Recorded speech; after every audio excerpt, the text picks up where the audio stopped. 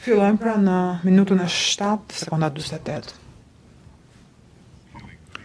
Po vrisnin oficer policie edhe po zhdukeshin me shpejtësinë e erës, edhe forcat komando. Po rritej numri i civilëve serb.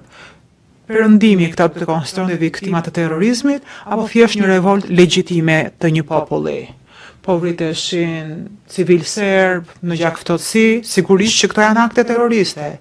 Dhe ne besojmë ishin të gabuara dhe fatkeqësisht kjo ishte pikërisht atë çka po bënte UÇK-ja aso kohe. Ndalojmë këtu. Dëshmitar, këto ishin fjalët tuaja apo jo? Përgjigje po.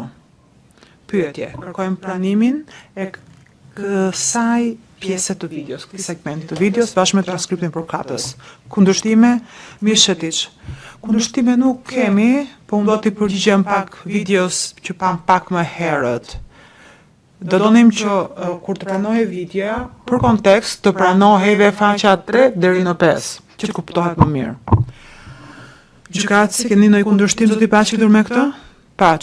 Do t'ju themi pak më vonë. Gjykatësi, po për këtë video keni kundërshtime, Mirshetiç, jo për këtë segment nuk kemi kundërshtime. Gjykatësi në rregull atëherë. Dokumenti që sapo pam bashkë me përkthimin përkatës, me numër 1287920D, më falni, pranohet. Sekretarja, segmenti që sapo pam, është segmenti që duhet pranuar? Gjykatësi, mikrofoni është i fikur. Sekretarja, atëherë segmenti i video që sapo pam, do të marrë numrin e provës P44787 dhe a mund ta riklasifikojmë këtë pjesë si publike? Gjykatësi po. And again, as I think Paq, sikur se thatë edhe vetë, në shkurt të 98-s, ambasadori Gelbart fuqimisht e kundërshtoi dhe kishte pro këtyre vrasjeve që po kryen UÇK-ja apo jo.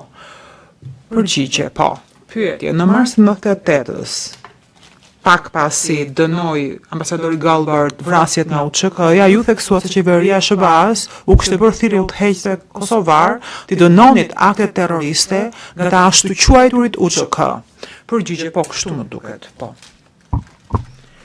Pyetje, Shtetet e Bashkuara i dënuan këto akte të UÇK-s në shkurt dhe mars të 98-s, sepse dihej botërisht aso kohe se UÇK-ja ka gjykuar dhe ka ekzekutuar serbët etnik dhe shqiptarët që nuk i pëlqente.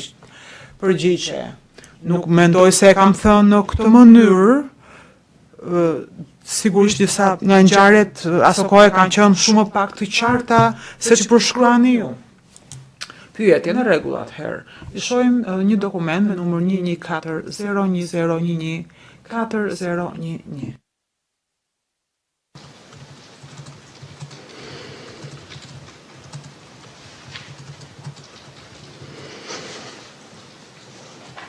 we can zoom in a little. Smalojmë pjesën e sipërme të dokumentit.